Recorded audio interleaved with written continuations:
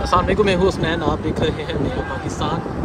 आप ये देख सकते हैं इमरान खान की अहलिया, इमरान खान की सिस्टर्स अभी इमरान खान से मुलाकात के बाद वापस लाहौर की जानिब जा रही हैं और दो नौजवान हैं जिन्होंने पाकिस्तान तहरीक इंसाफ के परचम पकड़े हैं, गाड़ियों के साथ साथ जा रहे हैं। आज इमरान खान की जो सज़ा है उसे मुअत्तल कर दिया गया है। उसके बाद इमरान खान साहब की साइबर केस में गिरफ्तारी डाली गई। कल इमरान खान साहब को अदालत में पेश किया जाएगा। इस हवाले से भी अपडेट देते रहेंगे। अभी आप ये मनाज़र देख सकते हैं, अभी इमरान खान साहब की अहलिया, इमरान खान साहब की मुशीला इमरान खान से मुलाकात के बाद अब वापस लाहौर की जानब जा रही है। ये अटक जेल की जानब से जा रही है। ये मनाज़र आप देख सकते हैं, अटक के नौजवान पाकिस्तान तहरीक इंसाफ के परचम पकड़कर इन गाड़ियों का इस्तेमाल कर रहे थे।